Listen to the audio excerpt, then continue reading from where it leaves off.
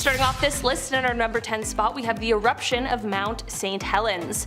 Mount St. Helens is a stratovolcano located in Skamania County, Washington. This volcano is best known for its huge and disastrous eruption on May 18, 1980. This photograph comes from photographer Robert Landsberg, who of course was in the area at the time of the eruption. Before the eruption, he had visited the area in order to photograph and document all of the changes that were happening.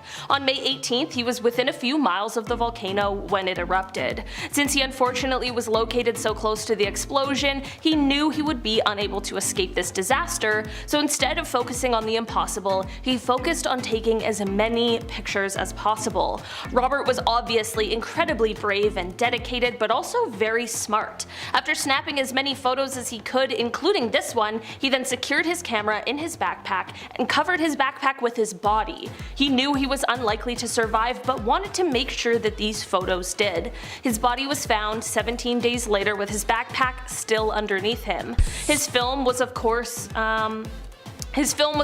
developed and has provided geologists with some really valuable insights with his close documentation of the eruption. In our number 9 spot today, we have the core. This photo shows a physicist named Harold Agnew, and while this looks like a relatively normal, non-threatening photo, what he has in his hand is truly devastating. Harold is holding the nuclear core of what was nicknamed the Fat Man atomic bomb. This means that Harold is holding the nuclear core of the atomic bomb that was later dropped on Nagasaki in 1945. The immediate blast of course took many lives, but so did the long-term effects of the bomb, like radiation illness and that sort of thing. It's crazy to look at a photo like this because it seems just so perfectly normal when he literally has a life-changing, world-ending device in the palm of his hand. Also, I don't think I could ever hold something like that. Not only would I just not want to, but I would just be so afraid that something was gonna go wrong. In our number 8 spot today, we have the Challenger crew. This is a photo that was taken of the clearly very excited Challenger crew as they walked down the ramp ready to head off on their mission. The crew even included 37-year-old Krista McAuliffe, who was a high school social studies teacher. She had won a spot on this mission through a program with NASA called the Teacher in Space program, and she had trained diligently for months in order to be the first non-military person in space. On January 28, 1986, the Challenger mission proved to be fatal just 73 seconds after liftoff. 2 rubber O-rings failed because of the cold temperatures of the morning, and on live television, the world watched as the spacecraft broke apart and plunged into the ocean, sadly taking the lives of everyone on board. It is an absolutely tragic event made even more chilling by this final photo. In our number 7 spot today, we have the plague. This photo comes from the 19th century, from the third plague pandemic. This was the first time that the plague had spread to all 5 continents. While we now know something about what that might have been like, what we haven't had to endure are the doctors that dressed like this. This is a photo of the outfits and masks that plague doctors wore when they would come to your house to treat or diagnose you. The long beak-like noses of the masks are very creepy, but they were used to hold herbs and other nicely scented things because they believed that it would help ward off the bad air, which at the time is what they thought was causing the sickness. A pandemic certainly is bad enough. Thankfully our doctors and nurses are just sticking to scrubs. In our number 6 spot today, we have the elephant's foot. This photo looks like it's just a big lump of nothing, but it's called an elephant's foot. Don't worry, at first I was a little worried too, but it has nothing to do with elephants and is only named that because of its appearance. This lump was actually created from the Chernobyl nuclear meltdown, and it is just a mass of corium and other materials that were in the core of the reactor. This elephant's foot was located in the steam distribution corridor, which is under what's left of the reactor. While this mass doesn't produce as much radiation as it did before,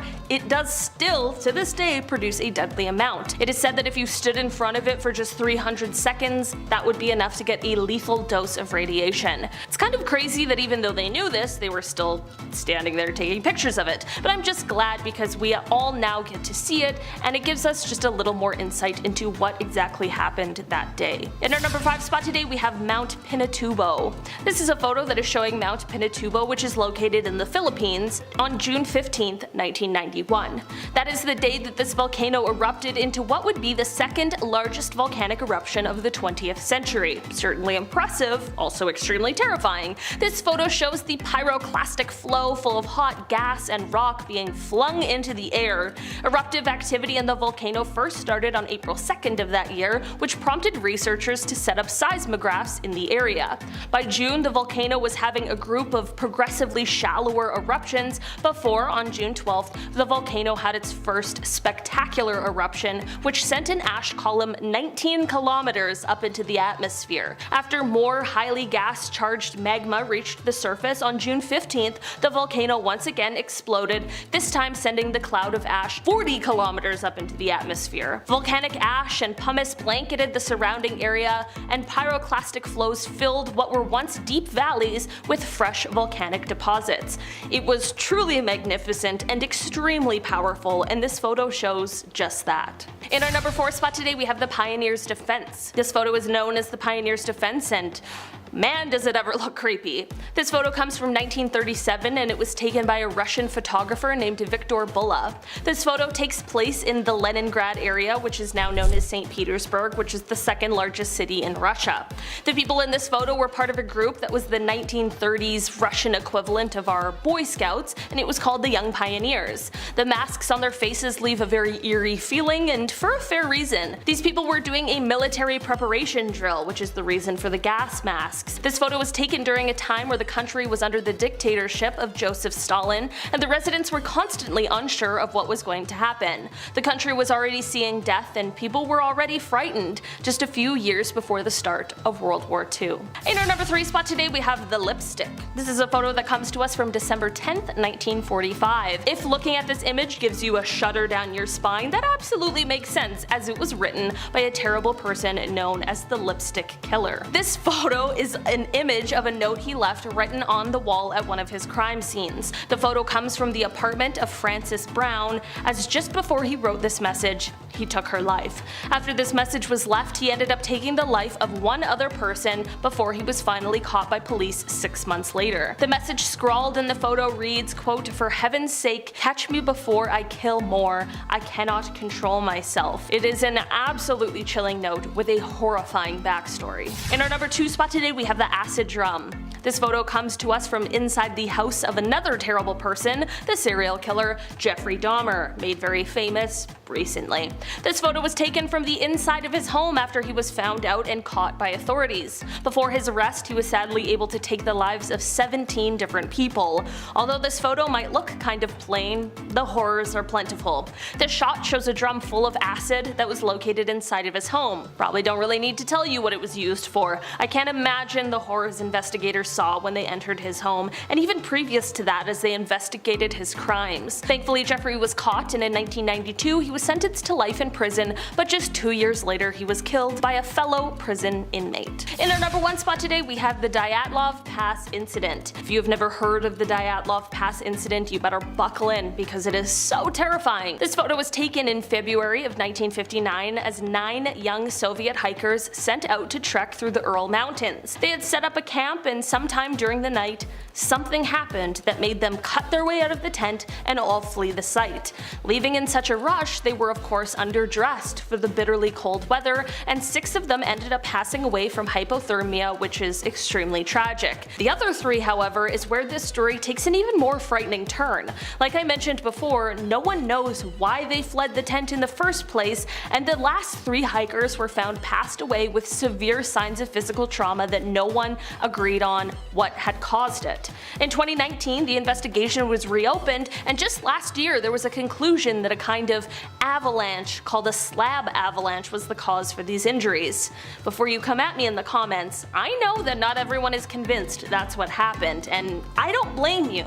It's really strange. So, down below in the comments, let me know what you think. Let's solve this mystery once and for all together in the YouTube comments. Regardless of what happened, this whole incident was of course very tragic, but the mystery behind it definitely takes it to a very spooky place. Number 10. Demonic boy photo. Alright, scary as hell right off the hop. It doesn't matter where or when, but odds are you've seen this photo at some point in your life. It's pretty haunting, it's kind of hard to forget. Check it out. You know when you see a photo, sometimes you just get bad vibes, like it registers in your brain as something real and scary. You want to find something about this photo that looks fake, but it's hard. This photo here was taken inside the Amityville house back in 1976, the real house. It appears to be a young boy with glowing white eyes. Kind of hard to forget. It was taken with automatic cameras equipped with infrared, so nobody actually took this themselves, it was just set up. It makes it even creepier that the boy looks like he's peeking around the corner. Makes my heart race just looking at that photo right there. A photographer named Gene Campbell operated this and got this photo. See, Gene was working with paranormal investigators Ed and Lorraine Warren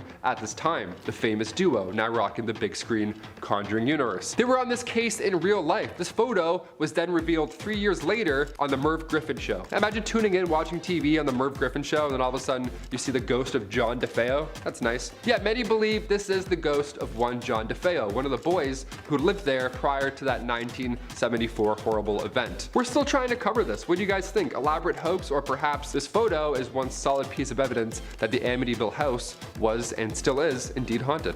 Number 9. Svalbard Vault. Over the pandemic, I spent a lot of time playing video games. Chris and I actually just talked about video games for like 8 minutes straight before we click record, so that's pretty funny. Some of my favorite games always have a similar theme. They always have this post-apocalyptic feel. It's always just barren wasteland with like one dog as a survivor and you have to like go and eat scraps. Yeah, Fallout, it's a great game. There's shelters with survivors or even vaults. It's stressful, but it's engaging, right? Searching around. Now in real life, we do have a global seed vault, and it's deep in the Arctic Circle on the island Spitsbergen. Now in this massive bunker that has since been deemed the Doomsday Vault, great name, really rolls off the tongue there. This is where humans will store food crops. It contains 100 million seeds. So if the earth all of a sudden, gets wiped out, or even if all the ice melts and it floods and everything goes to quickly, this vault will still be good to go. All that water that just, flooded the rest of humanity will then regrow the earth with all of these seeds, ideally. It sounds like a fun, cute way to get humans to think about the future. You're like, hey, throw some seeds in, make a wish. But I'm concerned. Is there something we don't know? How soon is this gonna happen? Why is everybody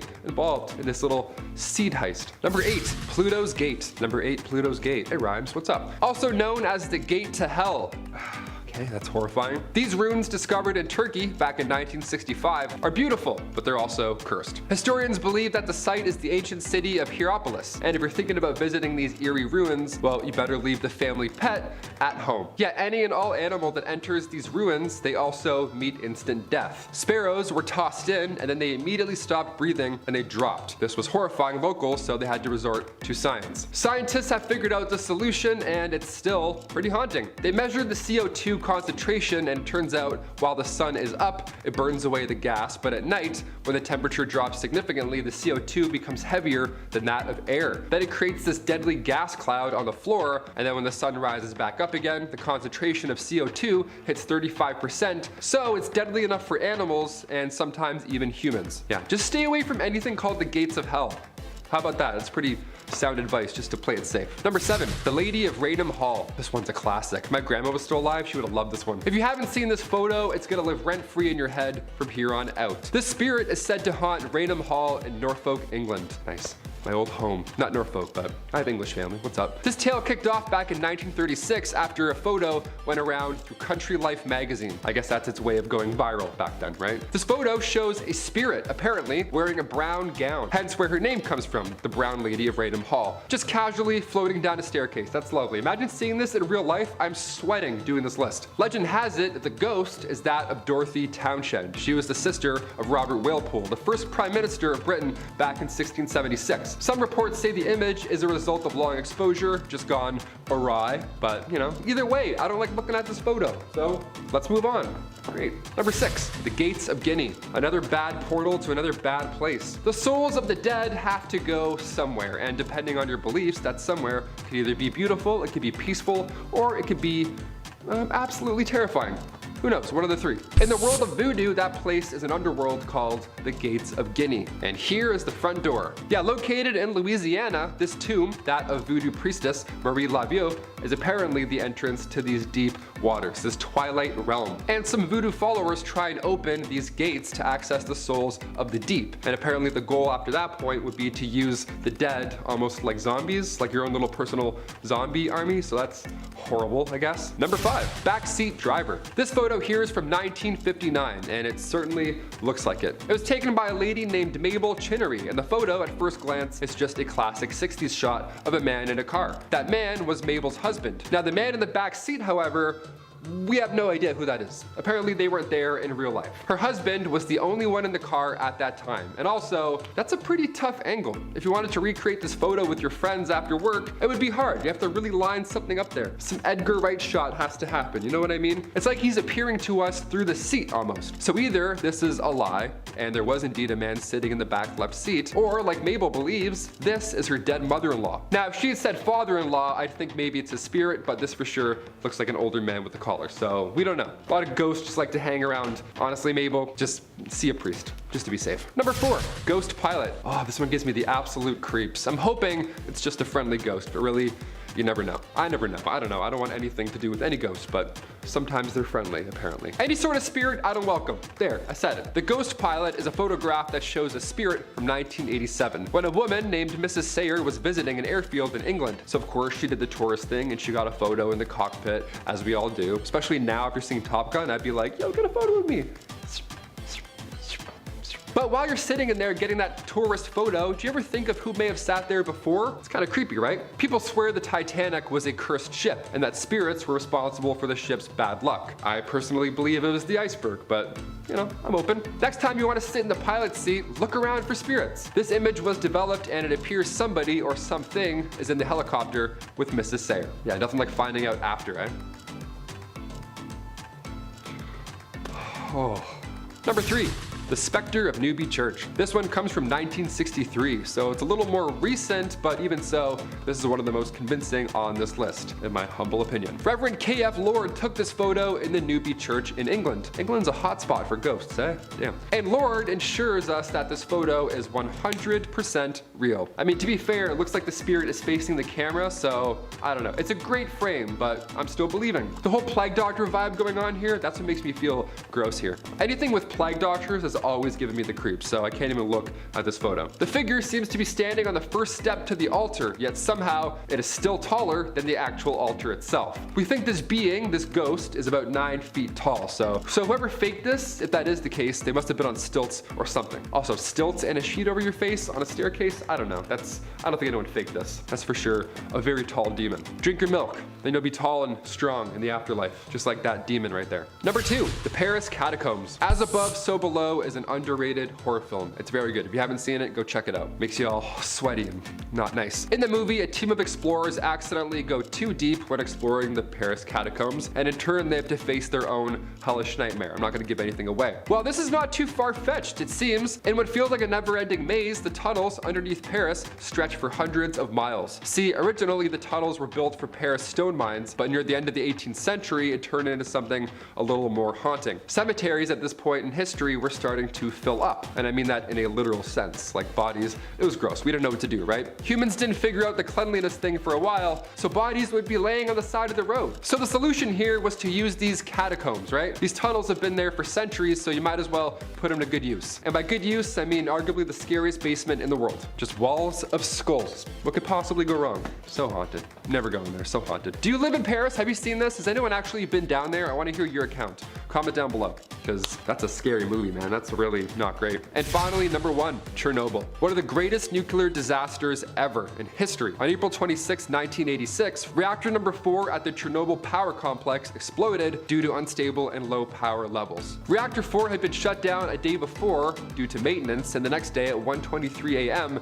radioactive debris compiled with fuel and reactor major components just rain down all over the building. It's a nightmare scenario. Toxic fumes were carried from the wind, and after just 4 months, 28 workers had died due to radiation exposure. Eventually, they had to evacuate over 100,000 residents, and to this day, that zone is a no-go. Reactor 4 will stay highly radioactive for another 20,000 years, so no time soon. Let's not head back there anytime soon. Number 10, Russian Bigfoot caught on tape. The exact location of where this video was taken is still unknown. In fact, there isn't a ton known about this video at all, but what is known is that it was taken somewhere in Russia. That's about it. And people actually believe that it captures the real Bigfoot, or one of the many Bigfoots out there. This is the Russian one. They got a Russian Bigfoot. What do we all think here? I wanted to start with one of the most insane videos I could find. I think I nailed it. How'd I do? I don't know. This one comment dives in further. The user says, the title of the original video was called Chichuna, but in Russian script. The creature hops, sometimes sideways like a lemur. Of course, lemurs have tails, which make that type of movement easier.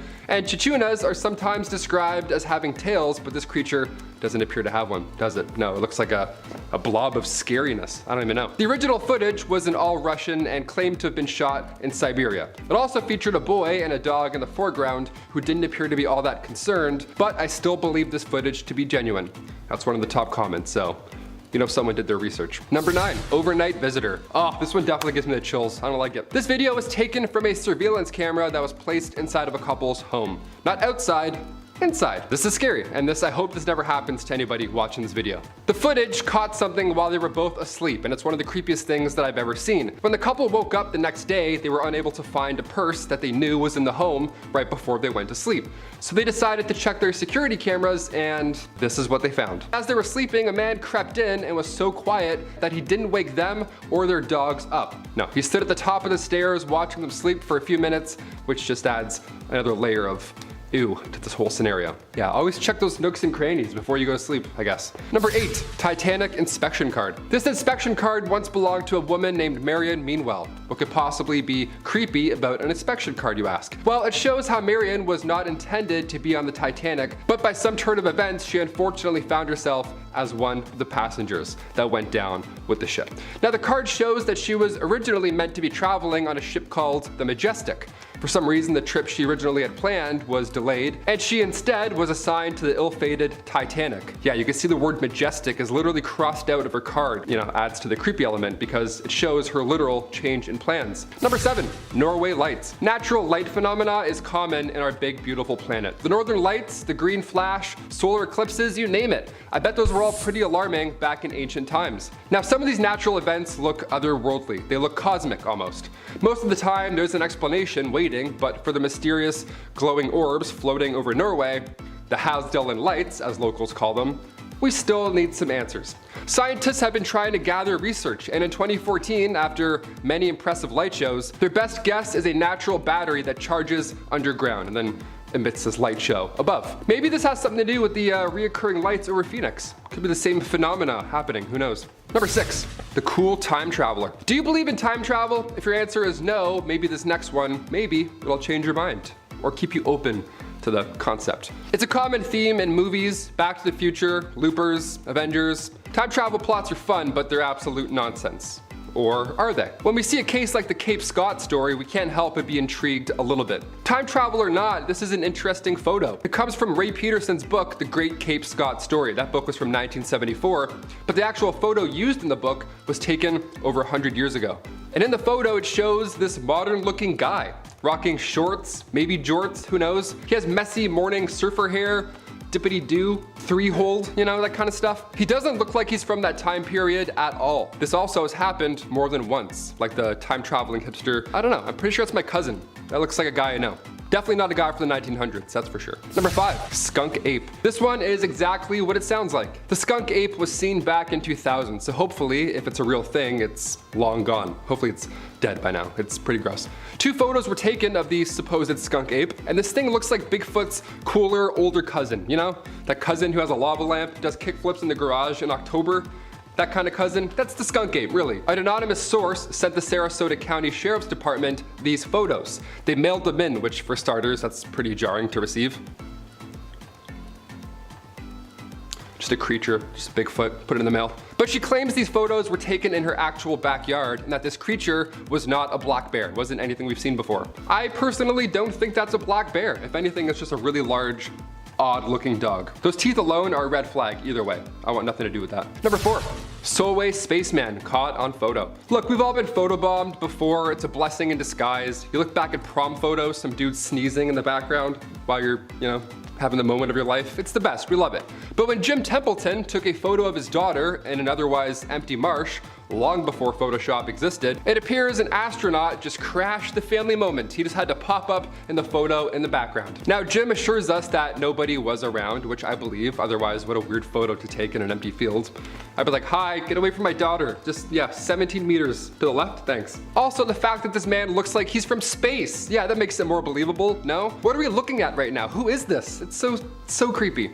Kodak even got involved in this story, right? Like Kodak, the company Kodak. They confirmed this photo was not tampered with, and they know everything. They made Avatar, so they know what's up. Let's run everything by Kodak from now on, deal? Number 3, Worstead Church visitor. Okay, time to get a little paranormal. We love those. Hit the lights. Back in 1975, Peter and Diane Berthelot were visiting the Worstead Church in the UK. It was beautiful, right? So like any visitor does, Peter took a photo with his nice Kodak camera, right? He wants to see the truth with his Kodak. Peter took a photo of his lovely wife sitting in this spectacle of a church, but later on, once the photo was developed, somebody else was all of a sudden in the photo now. Or something, we don't really know. Right on the bench behind Diane, there appears to be a person in all white. How calming is that? Maybe it's a wedding, maybe it's their big day. We love it. When the couple went back to the church to ask about who it was, a local suggested they may have gotten photo proof of the White Lady, the spirit of a healer who haunts the church. I mean, as far as surprise ghosts go, that's pretty tame. That's a pretty tame encounter. That's how it should be. Could have been a lot worse. They're like, oh, that's the demon. That's Daryl the demon. Yeah, you don't want any part of that. Number 2, Black Knight satellite. Not to be confused with Martin Lawrence's Black Knight. That's, although that's pretty historical and memorable in itself. The Black Knight satellite is something that has been orbiting our planet for God knows how long. We're guessing thousands of years. Everything else on this list is quite recent, but this myth is ancient.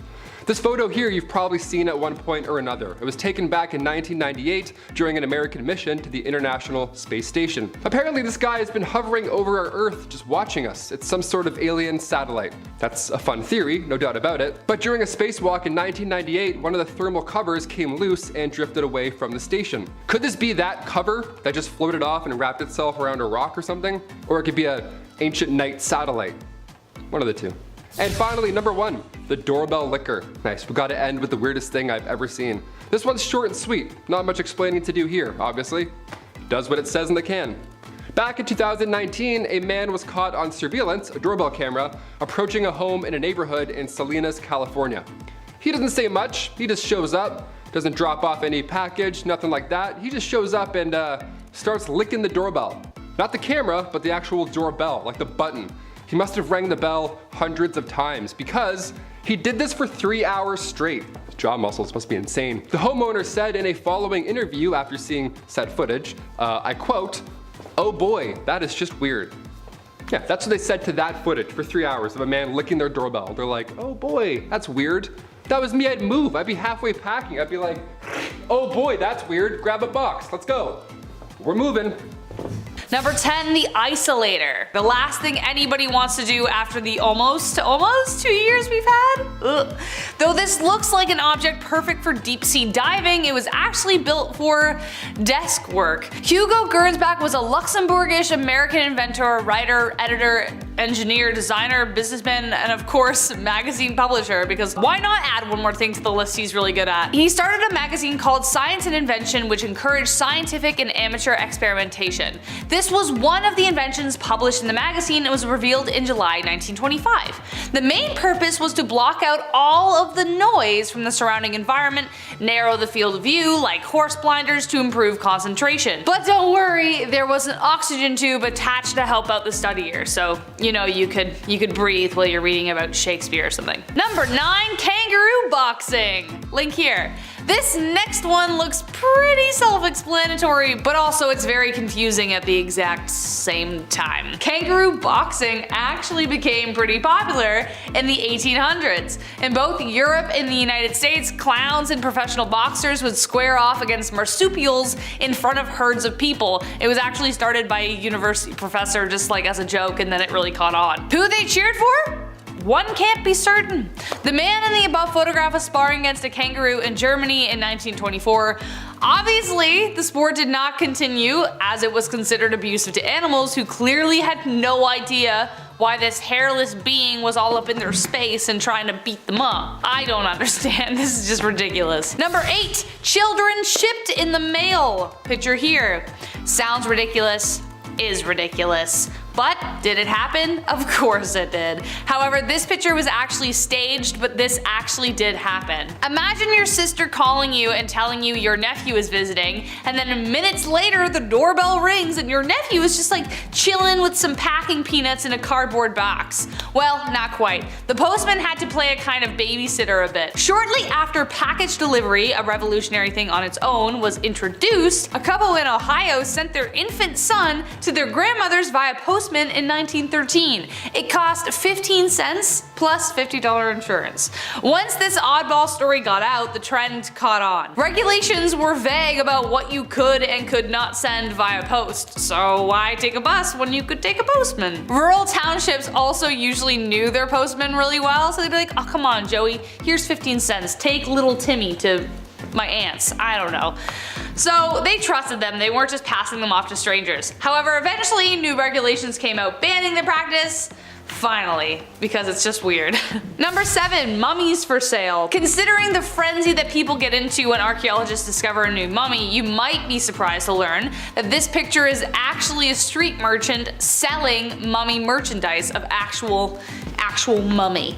During the Victorian era in the 1800s, Napoleon's conquest opened the gates of Egypt to the Europeans, making mummies a really hot commodity. Like imagine somebody uncovering your aunt and going, ooh, we could sell her. Weird, right? Like 1,000 years from now?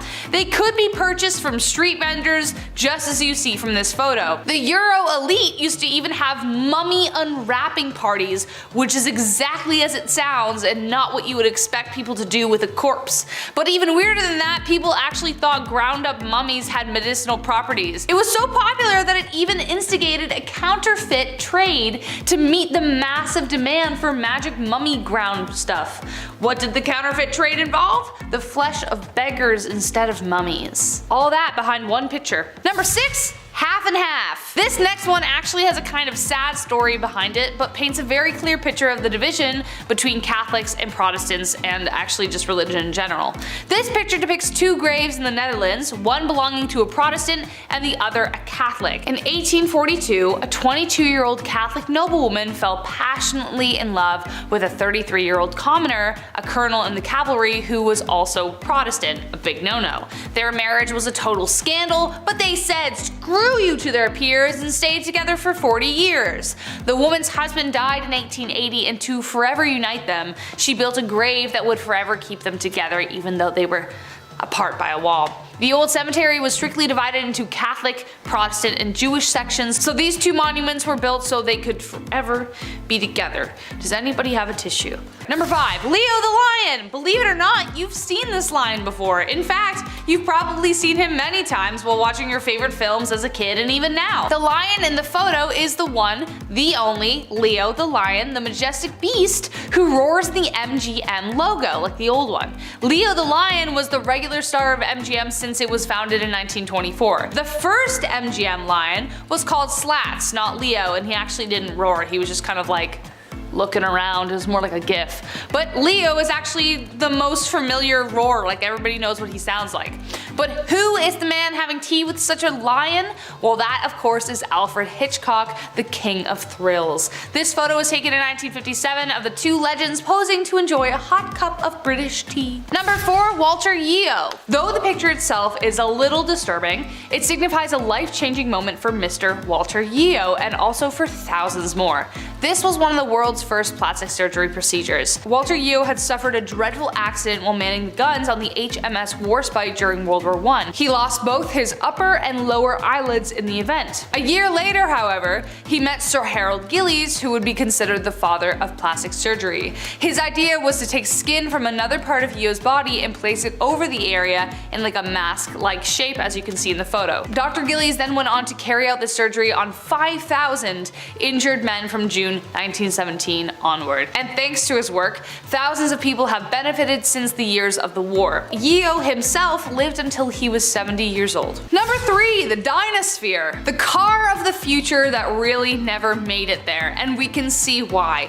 Every car we have today has 4 wheels, not just one. Some have more than that now, it's getting confusing. But in the 1930s, J.H. Purvis had a vision. He called it the Dynasphere. It was a large wheel with a cabin in the center for the driver and the passenger to sit.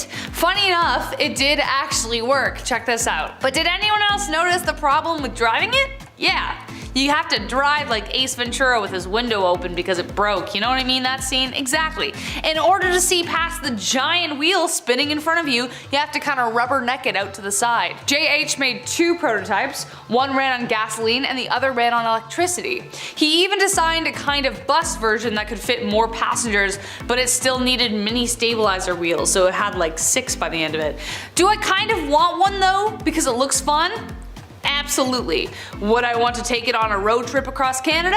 Absolutely not. Number 2, the Hindenburg disaster. Based off the title, you already know that this is a picture of the Hindenburg disaster because I already said it. Spoiler alert. The Hindenburg was the largest dirigible ever built and it was the pride of World War II. Yahtzee, Germany, you know which one I'm talking about. But YouTube gets mad. The first successful airship was constructed in 1852 by Henry Giffard, but the problem was he used hydrogen. This made both French and German designs of the craft susceptible to explosions if something went wrong. Hence, Exhibit A. What you are seeing in the photo is the direct aftermath of a devastating accident. On May 6, 1937, the dirigible touched a mooring mast in Lakehurst, New Jersey, sparking the explosion, which took the lives of 13 passengers and 21 crew members. Something as simple as a small spark from the engine ignited the hydrogen core, and the craft fell 200 feet to the ground in flames. And last but not least, number 1, spectators. This is the photo taken at the trial of Al Capone. Yeah, it suddenly makes a lot of sense as to why people are covering their faces.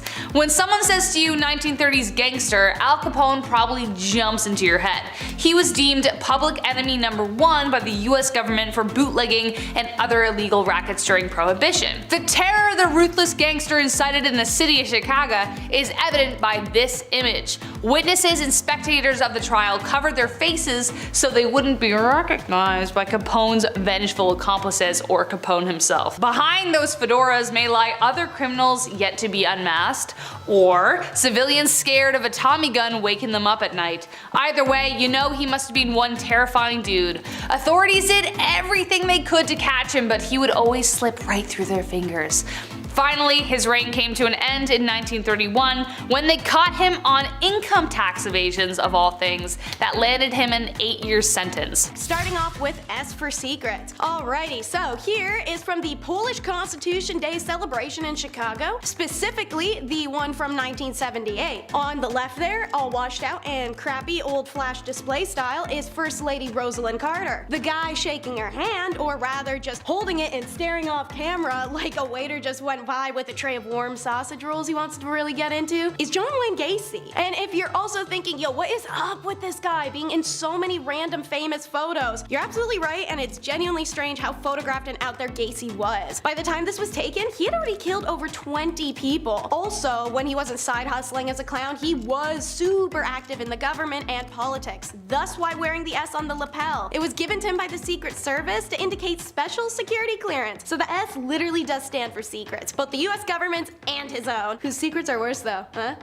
Anyways, at the bottom of the handshake photo, you can see the handwritten address to John Gacy, best wishes, Rosalind Carter. I've heard beauty is pain, but I haven't heard beauty is the next Saw movie? Check out the Beauty Calibrator. Seeing pictures, you may think it's some sort of Middle Ages torture machine, or as said, literally one of those Saw movie head devices. But surprisingly not. It's another way to point out women's insecurities and find the smallest things possible to make them feel bad over. Meet the Max Factor Beauty Calibration Machine. It is the only one in existence, thank God, and in 1932, the makeup legend Max Factor came up with this ingenious invention combining phrenology, cosmetics, and insecurity gaslighting with pseudoscience analysis of a woman's physical flaws. Max Factor's Beauty Calibrator enabled Hollywood makeup artists to pinpoint where facial corrections needed to be made down to a literal fraction. The machine, also known in the trades as the Beauty Micrometer, revealed that a natural perfect face was a myth. Every single woman was imperfect and needed correction, and this machine could find it by taking precise measures. It would mark spots that needed to be fixed, and then the artist, once the helmet was removed, could correct all the new insecurities with makeup that you didn't have before you put the stupid thing on. Next up is a photo that's all dramatic flair, the death card. Masseria represented an outdated mindset in the mafia world, one that could no longer be reasoned with diplomatically. The same is true of his rival Marandano. The ongoing tit-for-tat killing between the two genuinely wreaked havoc on not only the streets but in the mafia hierarchy itself. Those resistant to change generally don't last long, and meetings of the mafia elite tried to bring around at the end of bloodshed, but Marandano especially consistently manipulated matters to his own advantage. In order to facilitate underworld peace, the consensus turned from diplomacy to the inevitable. One of these guys had to go. The final straw, according to the accountant Nicola Gentile, was when the police informants called Masseria and said knock off the violence. Having an idealism for peace, he actually responded by disarming his men, and they were all pissed. Joe the boss, Masseria, his bodyguards, and Lucky Luciano all met at a seafood restaurant at 3 p.m. on April 15th of 1931. Luciano excuses himself from the card game while that they're playing to visit the bathroom. This is the signal for the hitmen. The bangs could be heard from around the block apparently, as Joe was hit from behind 4 times in the back and 1 in the head. And it's born, the infamous Ace of Spades shot. It added to the cult status of this hit, but many expect that the Ace of Spades card was placed between Masseria's fingers after the hit by a photographer just for the shock factor of the press. Next is a series of photos recovered before they could be lost. Holes in a window. Former LAPD reserve officer turned photographer Merrick Morton was faffing around in the LA Police Department when he comes across a stash of LAPD crime photos ranging in the dates of 1920s all the way to the 1970s. These were cellulose nitrate based film, and the negatives were so decomposed they're deemed fire hazard, but Merrick saw enough of the few stills to know that they'd be an absolute effing gold mine. Working with Phototeca Photo Digitation Service and the US National Film Archive, the photos were given a new life. This collection is NSFW, and there are hundreds. Now spruced up, the macabre photos are mostly crimes, and many of them violent and depicting the bodies or surviving victims' injuries. Obviously, the ones you're seeing on screen as I'm talking are tamer, such as my choice, the one you're seeing now, holes in the car window. Something about it gives me a deep sense of discomfort, thus the choice. The collection contains recognizable crimes and faces too, an unusual photo of Malaya Nurmi dressed as Vampira, pictures of comedian Lenny Bruce's OD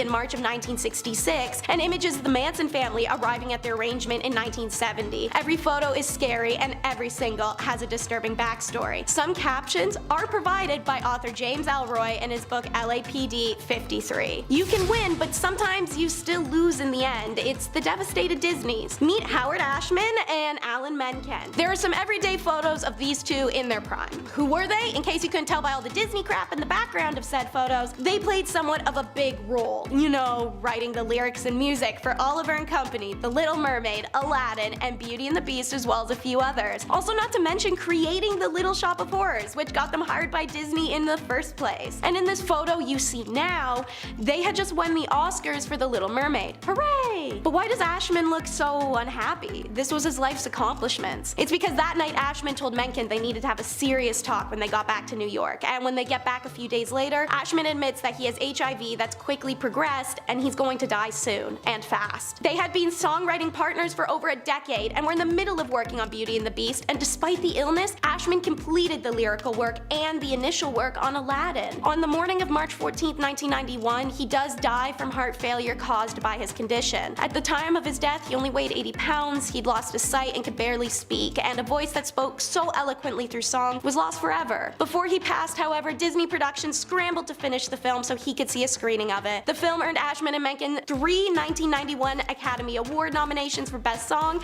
and the title song winning the award. Perhaps most amazingly, Beauty and the Beast was the first animated film ever nominated for an Academy Award for Best Motion Picture. So it looks like a photo of two men achieving their wildest dreams, but it's a record of their last normal moment together. Oh look, it's the D-Bags Day Off! Camp staff! Check out this jolly-go-lucky group. They got the day off of work because the weather was nice for the first time in a long time. During the wartime, that must have been awesome, especially being young. Finally shirk responsibility, maybe go get a pint, have a picnic, hang out with each other, maybe get a little frisky, lavishing in the sun. I'm done looking at them. In fact, I'm sick by having to look at them. When that group of people is gonna have lighted and silly summer fun on a day off, they're going back to their jobs at the camps of World War II to do exactly what you're thinking they would be doing for work when I say they work at the camps of World War II. And they enjoyed it. This wasn't one of those mandatory war jobs or excuses you can make up for following orders. These young adults, who may as well be the grandmothers, grandfathers, or great-grandma or pa of people even watching, chose to do this job and actively enjoyed it. So this is a good reminder it's not that far in the past, and these people most likely took lives shortly before or after this photo was taken.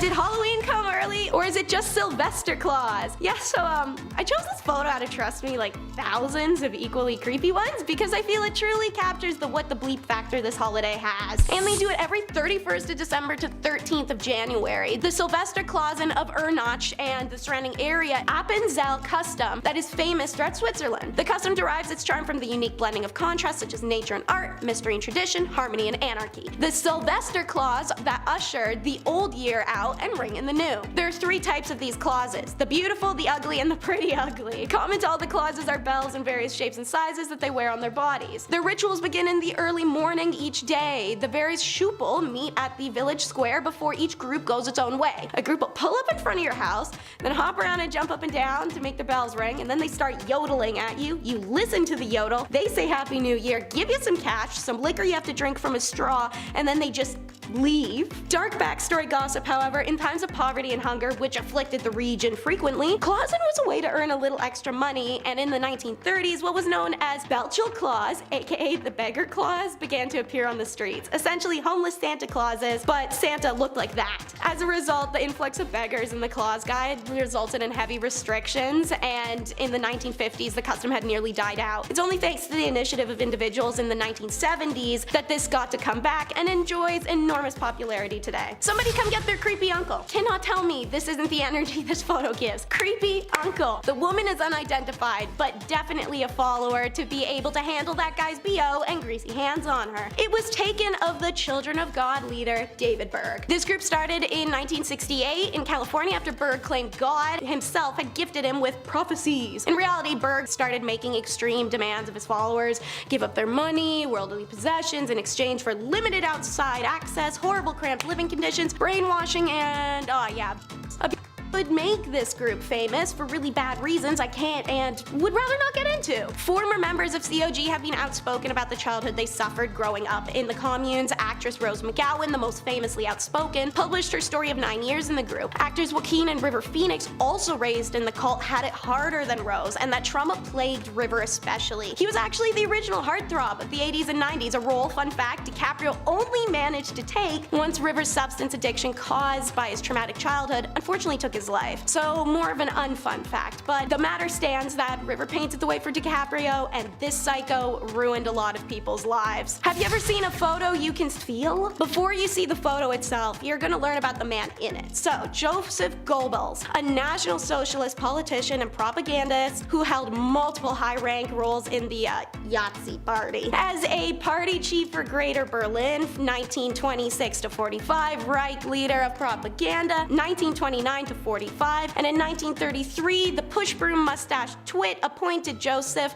the Minister for Propaganda and Public Enlightenment. He was a devout, unbridled through and through bigot, a tireless agitator, and the propaganda this man designed, wrote, and funded had shipped through dozens of countries and shaped the perspective of Jews in a way that can actually never be undone. It's this propaganda many people still cite when asked for factual basis or logical argument as what Jews had done oh so wrong. It's Joseph who orders the mass burning of literature, who sentenced thousands thousands to death and who made up lies to ensure hatred, a hatred that still stands today. And I want you guys to see how he looked at them. So here is the photo, finally. This is a picture of Joseph Goebbels taken only seconds after he found out the photographer was Jewish. In this photo, you can feel it, and it's effing terrifying. And now, the last photo is from El Monte, 6 May. That's the date written on this photo from the LAPD Collective, and it's the only other photo from said collection I chose to put on this list aside from the holes in the car window. As follows is the photo and James Elroy's written description of it. This is a detective modeling a mask worn by Baxter Shorter's crew. Shorter was in a gaggle with Emmett Perkins, Jack Santos, and Barbara Graham. The three of them then killed an old woman named Mabel Monahan on 9 March 1953. Shorter was appalled by his gaggle's violence. He ratted the others out, and Santo and Perkins kidnapped him in front of his pad on Bunker Hill, took him to the mountains, and killed him. Shorter had a sister that lived in El Monte, and they were hunting through it for evidence. This mask was in her pad.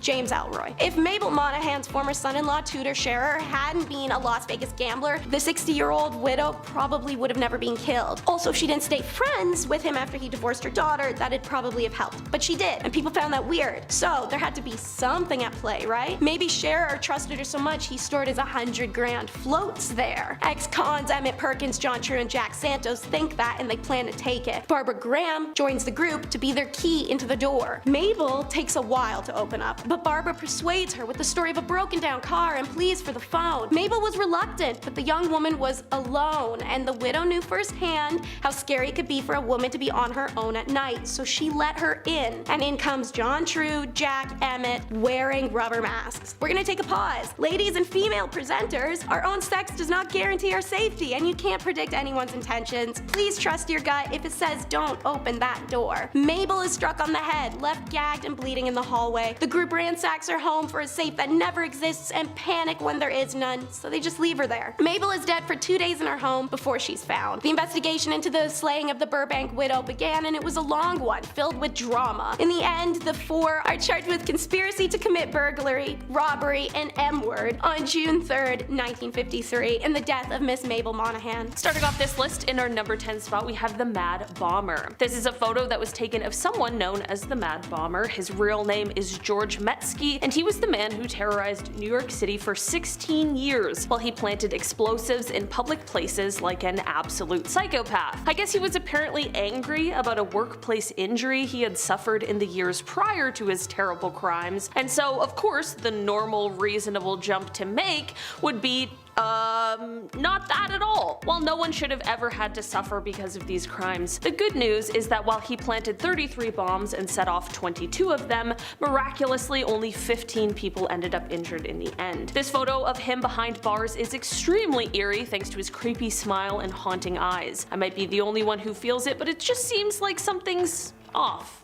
You know? In our number 9 spot today, we have the Figures of the Fire. This photo is both extremely unsettling and super captivating as it shows a scene after the Great Fire at Madame Tussauds in 1925. Of course, this wax museum is famous for the extremely lifelike wax figures that are created and find their home there, so you can only imagine the aftermath of the fire. These lifelike figures with missing heads and appendages, burnt skin and hair, and just clothing in disarray. Seeing this photo for the first time without knowing the story behind it was definitely a bit of a confusing and terrifying experience. The heads on the ground really freaked me out for a full 5 seconds. As scary as it is, I'm glad to hear it's not real and just some creative casualties rather than what this photo appears to be at first. In our number 8 spot today, we have the Spectre. This is a photo that was taken in England in 1963, and it became known as the Spectre of the Newby Church. That is, of course, because of the ghostly figure that can be seen in the photo. I personally am always a little suspicious of ghost photos. Some are certainly more convincing than others, but Photoshop in 1963 wasn't exactly as accessible and easy as it is now. This photo is said to have been taken by Reverend K.F. Lord inside of the Newby Church, which is located in North Yorkshire, England. Of course, I mean, like many of us are going to do, people were really skeptical of this apparition and just believed it was a well done case of double exposure, which, to be fair, is entirely possible. The Reverend continued to swear up and down, however, that the photo was not doctored, so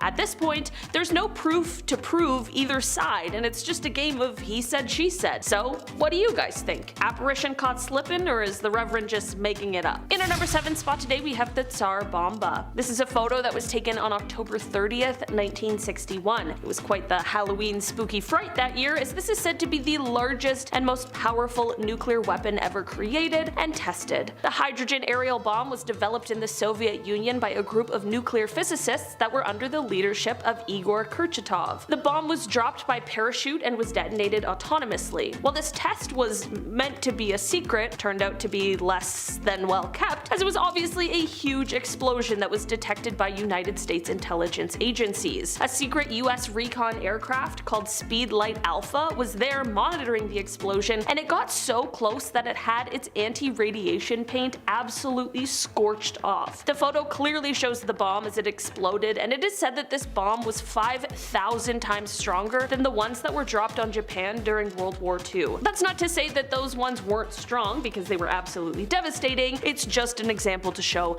how large this one really was. In our number 6 spot today, we have the 3 Jacksons. On August 21st, 1934, 3 fearless acrobats known as the 3 Jacksons, Charlie Smith, Jewel Waddick, and Jimmy Kerrigan, all performed a routine on the edge of the Empire State Building, which is when this photo was captured. It is said that these 3 toured as an acrobatic trio, and this stunt the photo captured was done at 1,245 feet. According to officials from the Empire State Building, it is said that this was the first time the stunt was attempted, and to this day, it has never been done again, which makes a lot of sense. While this photo is absolutely incredible and is such a testament not only to the trust that they shared but also their abilities as acrobats, I don't know who in their right mind would try to recreate this. We already have one. I think we can just all be happy with that. In our number 5 spot today, we have the Gentleman of Raynham. This photo shows the Gentleman of Raynham, and that is not a gentleman and instead is the world's oldest surviving diving suit. It is an absolutely terrifying sight, but also an important pillar that allowed for this kind of technology to develop to what it is today. The suit dates back to the early 18th century, but it came to find its home at the Raynham Museum during the 1860s after it was donated. The suit was initially designed to allow people the ability to check the hull of ships without having to bring them into dry dock. The Old Gentleman is made mostly of leather with pitch thread used to stitch the seams. From here, the suit is sealed with more pitch, and then to create the waterproof coat, it is covered in a mixture of mutton tallow, tar, and pitch. Of course, underwater, pressure increases dramatically, and this is why there's also wooden framework in the hood in order to keep it from collapsing under the pressure. At the top of the hood, there is an opening for a wooden air pipe. The air will be pumped to the diver, then it can be released from the suit through a pipe on the backside. Of course, this means that the suit wasn't completely watertight, so divers could only go under for a short period and couldn't dive very deep because there was only so much pressure the suit could take, but still, the suit was far better than having no suit at all. In our number 4 spot today, we have ectoplasm. This photo is said to have been taken in 1910, and it shows a medium in the middle of a spiritual seance. I don't know about you, but a 1910 seance sounds like an absolutely terrifying time. This photo is said to be catching the moment that ectoplasm appears out of the mouth of the medium. When we're talking about the occult and the paranormal, ectoplasm is a viscous substance that exudes from a spiritual entity, or sometimes the earthbound medium who is connected to or communicating with the spirit. It is said that this substance can take the shape of a face or a hand or a complete body, and it's usually seen in a darkened room during a sort of seance, and this is the way that the paranormal can physically manifest themselves in our world. So basically, what I'm saying is that this is supposed to be the moment that an evil entity is making themselves known in our world. Thankfully, at the end of the contact with the spirit, the ectoplasm will usually disappear as it returns to the entity, so it hopefully didn't stay around long, but this photo sure is something. In our number 3 spot today, we have the Isolator. There are tons of strange inventions from the past. We have entire lists and videos dedicated to the strange inventions, there's so many. And while this is one that can be added to the list of bizarre inventions, it can also be added to the list of creepy ones as well. This photo shows what was meant to be a sort of anti-distraction contraption from the 1920s. Listen, I can get easily distracted, so sometimes I need a little help, but this thing really takes it to a new level. It essentially makes it impossible for the person to look at anything other than what is directly in front of them, or, you know, breathe. It seems like a contraption that requires an oxygen tank hookup probably isn't going to be the best anti-distraction device. In fact, I think that's probably more distracting than anything. Honestly, I'm such a good procrastinator that even with this thing, I still wouldn't get my work done. Thankfully, this device didn't stick around or gain much popularity, and now it is just a terrifying relic of the past. In our number 2 spot today, we have the Great Manta. In 1933, a New York silk manufacturer named A.L. Kahn was on a nice little vacation in Florida when he honestly accidentally caught something remarkable. His anchor line, by mistake, caught onto a giant manta ray. After a struggle and several hours, Kahn was able to get this actually enormous fish ashore. This monster was somewhere between 5,000 to 6,000 pounds and was 20 feet and 5 inches in width. For reference, there are other giant manta rays, but they usually grow to be around 13 to 14 feet wide, not 20 and a half. This photo is showing a taxidermy version of the fish, which Kahn used to bring around to exhibitions to show off his accidental catch. In an article from December 10th, 1933 of the St. Louis Post-Dispatch's Sunday magazine, Kahn is quoted as saying, "Fishing is a lot of fun when you catch the fish, and sometimes it's fun even when you don't, but when the fish catches you." And finally, in our number 1 spot today, we have the advertisement. This is a photo that comes to us from the time of World War II, and it shows a very terrifying kind of ad. The sign reads, "These men didn't take their atabrine," and at first I had absolutely no idea what that was. Turns out that atabrine was actually the first synthetic form of a drug which was used by the US military to fight malaria in the South Pacific during the war. It is estimated that as many as 2/3 of the troops fell ill with malaria. The sign is said to have been posted outside of a military hospital in New Guinea and was meant to serve as a warning for those who didn't take the medicine, warning that the skulls on top would be the fate that awaited them. Perhaps a little dark, but creative and likely effective nonetheless. At the very least, the ad is definitely quite clear. First up is captured in a card. Alrighty, so you see this basketball card here. So centered, we've got Mark Jackson back in '89 playing a Knicks game. But over here in the far left background, we have familiar faces of Lyle and Eric Mendez. In 1990, the Mark Jackson NBA Hoops card went into circulation, a year after the two Mendez brothers depicted in the background killed their parents for life insurance in August of 1989. The brothers claimed a massive payout that allowed them to live a luxurious lifestyle, spending money on expensive watches, clothes, and cars. Among the items that they bought were tickets to a basketball game at Madison Square Garden, where they would eventually be immortalized on an NBA card. To make it a little creepier, logistically, this moment captured would have been between when they killed their parents and when they were arrested. Speaking of sports, there's such a thing as the wrong time to cheer, which is our next photo. See, this is Mike Hawthorne and Ivor Bueb celebrating with champagne after winning the 24H Le Mans. Look at the revelry and the glory between these men. Those around them have a completely different vibe, however. We've got an arrangement of meme expressions going on here. Homeboy in the back holding the book is giving a hell of a judgmental side eye, and we have a signature auntie are you serious expression going on. See, while these men are ecstatically celebrating their win, what isn't captured in this photo was that the raceway was covered in ambulances and fire trucks. Hawthorne had driven an opponent off the track, and the resulting accident killed 84 people, most of which were spectators. Videos of this event on YouTube are kinda insane to watch, not even because of the crash or the arrogance of the winners, but the announcer is so painfully cheery it's out of place, using an old-timely projection system to shout, "Oh, women and children are dying, whole families are wiped out, but most of the finishing cars were British, a fine achievement in this abhorrent tragedy." It feels like a fever dream. Mountain climb to heaven is next. Because if you climb Mount Everest, let's be realistic, all you're doing is making your inevitable trip to heaven a little shorter of a distance upwards, giving yourself and the creator a little shortcut, you know? Alright, so this photo has the same visual quality as some loosely scattered cat litter, but I'm sure you can make out that we've got these silly little tents here. Man, look how far tents have come.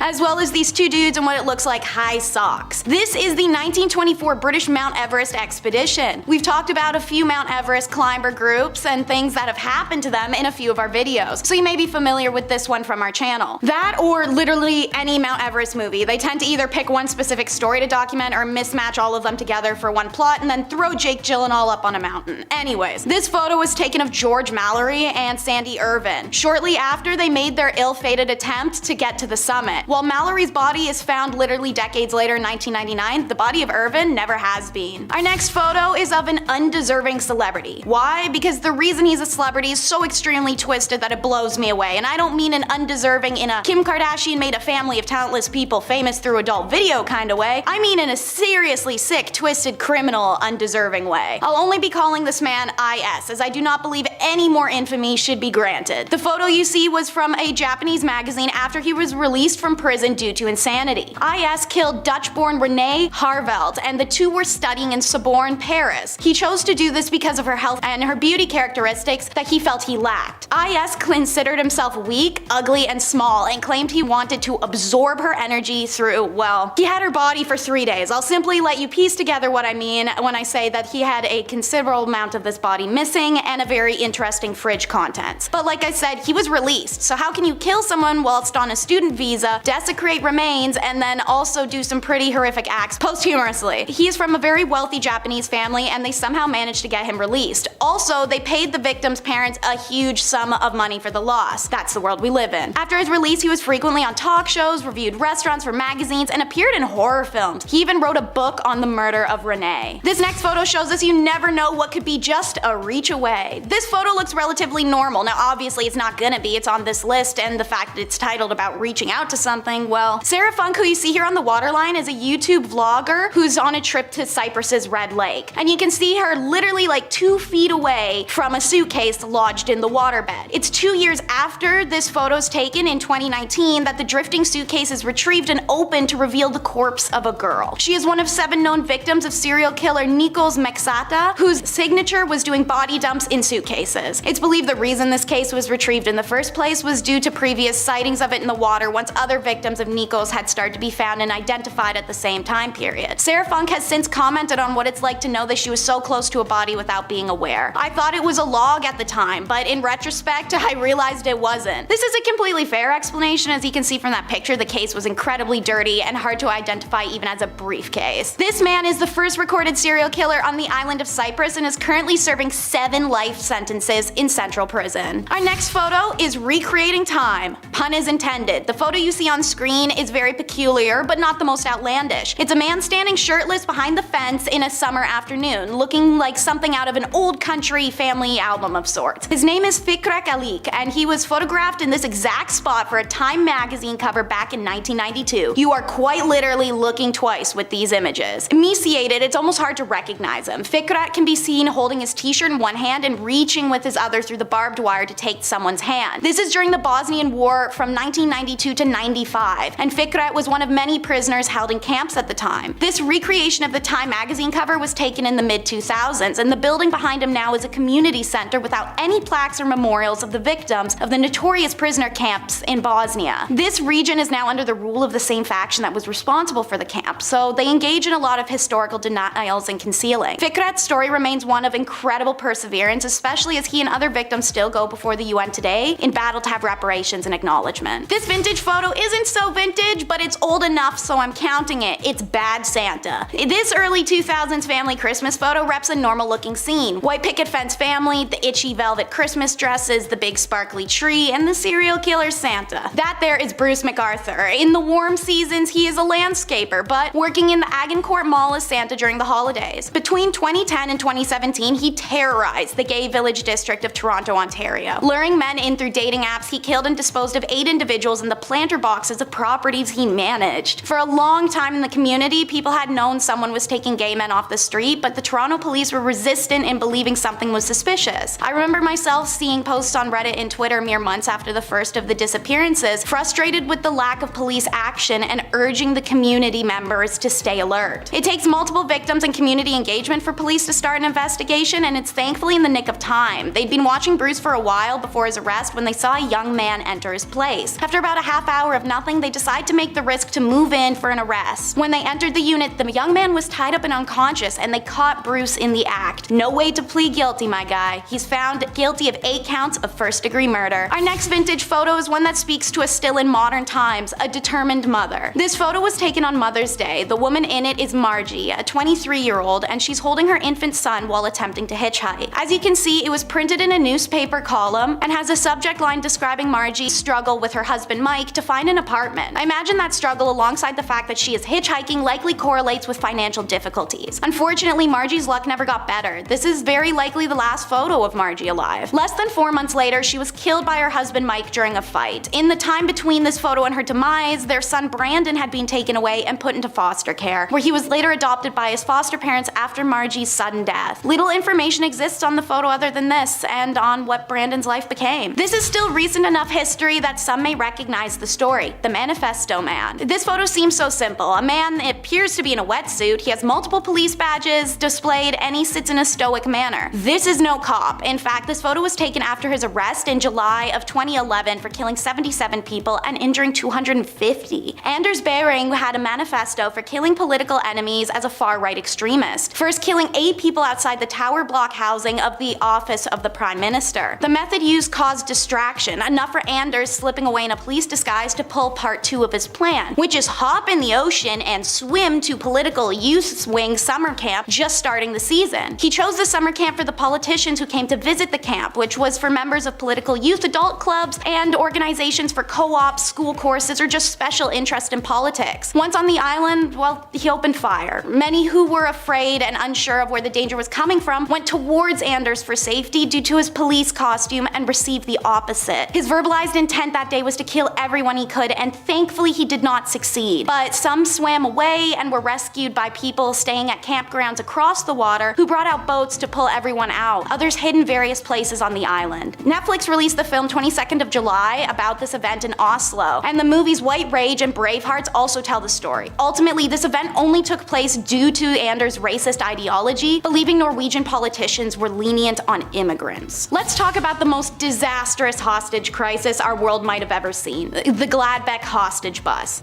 The 1988 crisis in Gladbeck, Germany was the kind of disaster you don't see often. In this photo, you'll see a robber left and a hostage right, taken on the last day of the situation. Day 1, 2 dudes rob a bank and take some hostages. They demand a getaway car and took 2 hostages and then stopped for one of the robber's sisters casually on the way, as reporters follow. Day 2, the same robbers hijack a bus with 32 passengers. Whilst holding out in the bus, they allow reporters some entry to interview them. One robber even came outside the bus for an interview like an MTV Cribs situation, but with hostages. The robbers state that their stance is that they don't care what happens because they'd simply take their own lives anyway if it all went wrong. Obviously, this is a sign for police to maybe, I don't know, handle with a lot of caution. And like tossing stones at glass houses, caution was non-existent. When the robbers take off in the bus, once again followed by police and reporters just doing nothing, the robber's sister is arrested by police at the first gas station they stop at. Her arrest causes the robbers to lash out and kill a hostage, so the police release her and go back to doing nothing. After this, the road trip crosses jurisdictions into Netherlands. The Dutch police are now involved, and they demand the release of any young hostages on board with the promise of a BMW in return. The robbers took 2 hostages with them in the BMW and drove back to Germany. Later on, they were surrounded by a lot of media reporters who took a lot of pictures of the scene, which can be found in Google. That is where our photo of the hostage and the robber was taken. Finally, the German police, after days of this, make a move that isn't just following the robbers like a lost puppy. They rammed the hostage car, causing a crash. One of the hostages flees off the highway as police and robbers engage their firearms. The woman in our photo, Silke Bischoff, is sadly caught in the crossfire. The driving robber said later in an interview that the bullets came from a policeman, but the German police denies that and says that the bullets came from the robbers and hit the hostage. No matter what, the one thing I can say about this whole story is what the f was anyone trying to accomplish here? Number 10, the Cube. Alright, Transformers fans, let's do this. I feel like we're hearing more about these things like UFOs or UAPs, whatever you want to call them now. I feel like we're hearing about them now more than ever. So, why not kick this weird list off with something off-world? We have to include some alien cover-ups, right? It's me, it's Taylor, why not? I figured that I'd find one that's also not too well known. We haven't seen this one, you know,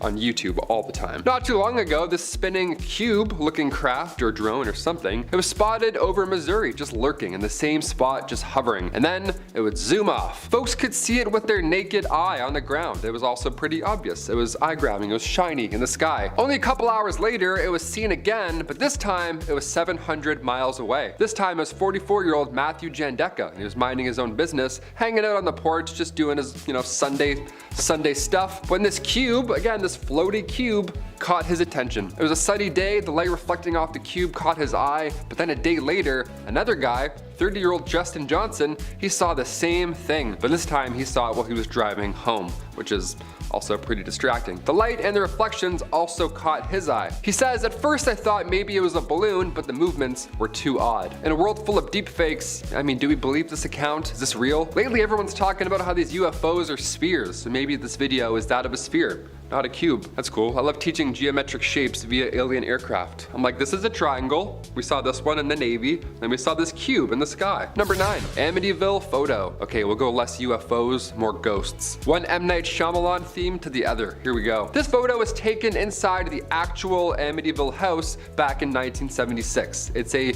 young man, it appears, with glowing white eyes. How comforting is that? Pretty hard to miss there. He's got the glowing.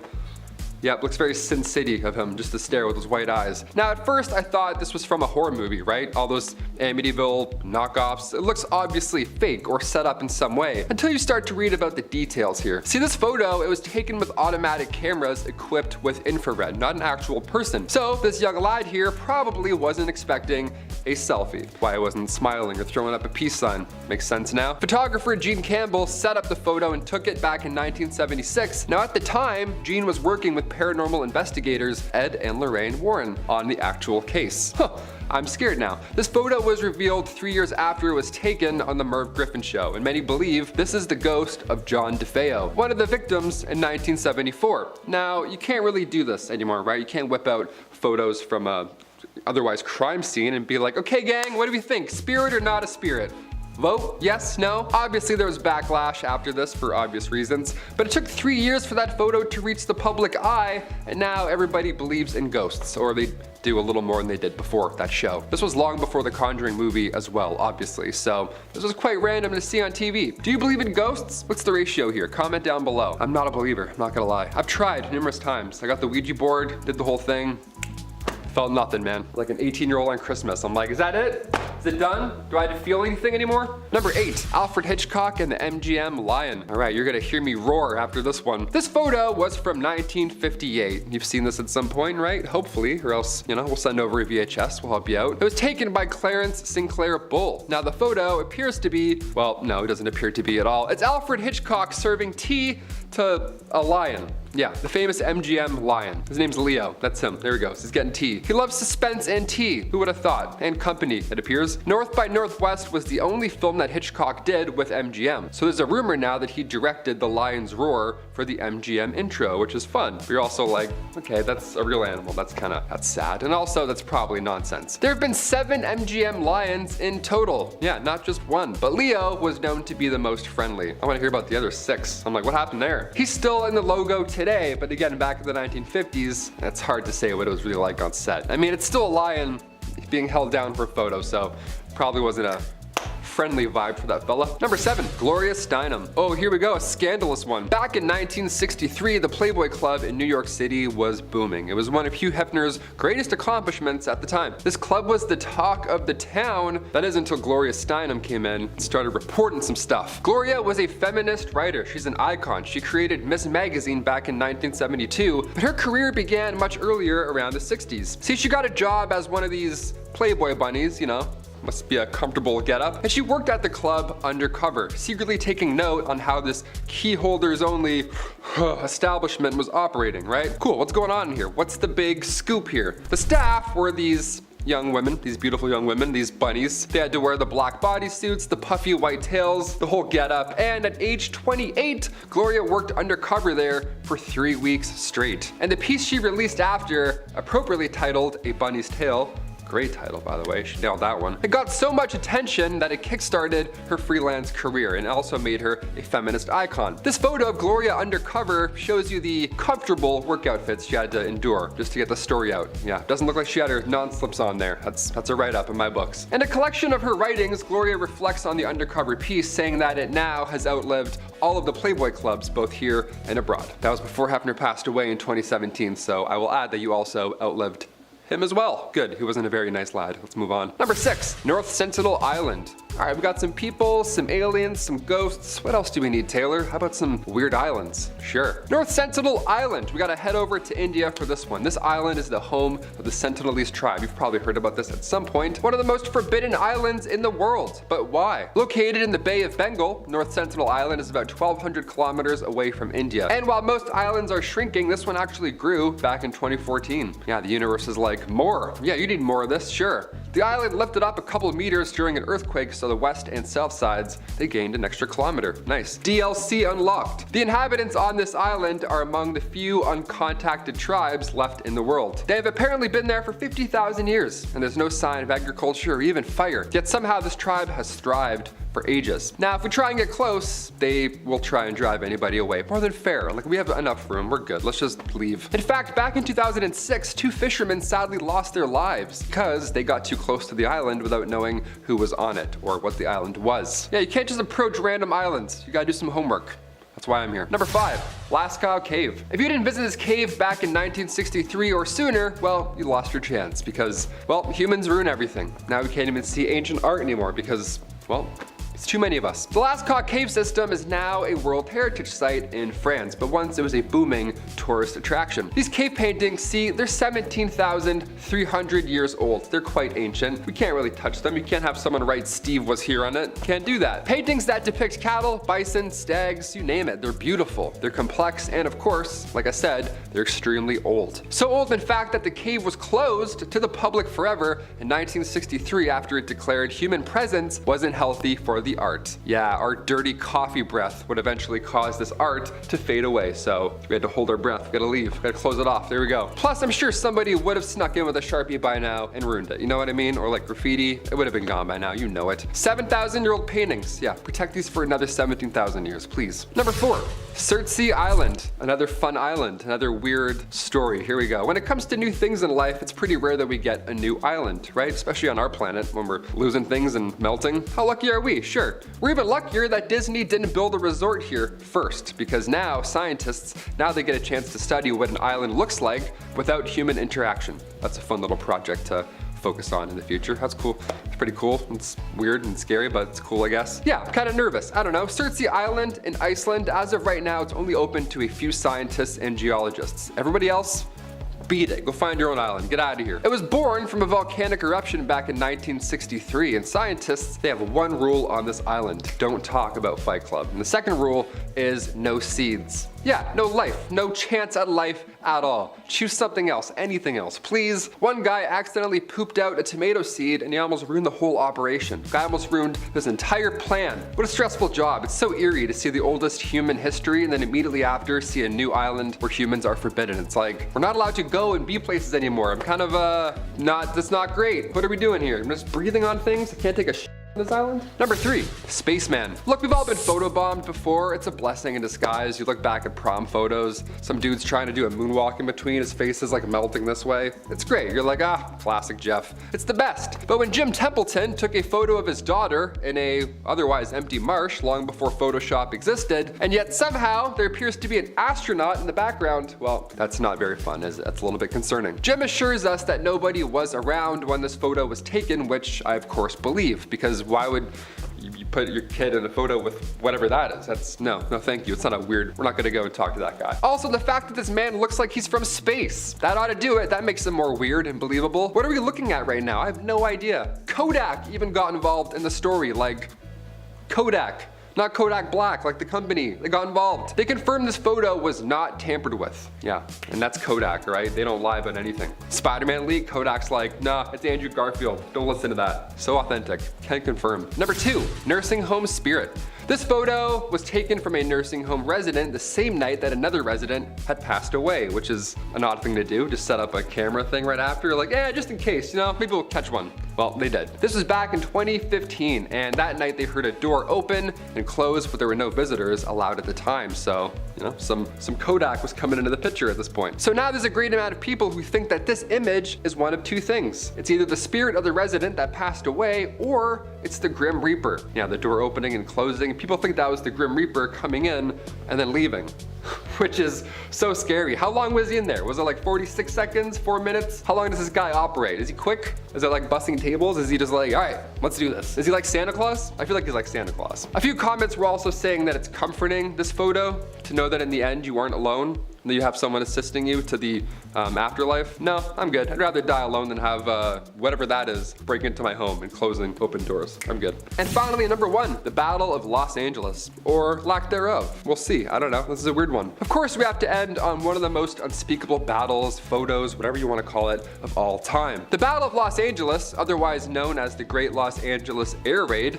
happened during World War II, right at the end of February 1942. Now, this event, first of all, took place only a few months after the Pearl Harbor attack, so I'll admit everyone's a little on edge. We're a little stressed out, we've got some hands hovering over some buttons, we're a little nervous. Sure, something like 25 enemy aircraft was apparently spotted flying over Los Angeles in the late hours of February 24th. So air raids then went off, blackouts were put in effect. This was not a drill, right? Or was it? What was this? This thing was getting lit up in the sky. Around 1,400 shells were blasted off and 2 people had a heart attack. That's how loud it was. In total, 5 people ended up dying from this retaliation, and apparently it was a false alarm. Although many now believe that it was UFOs or aliens, and that's why we were launching stuff at it. A press conference was held by the Secretary of the Navy, Frank Knox, and he called the incident war nerves. People have heart attacks. He's like, oops, I was nervous, my bad, slipped. Little quick reaction there.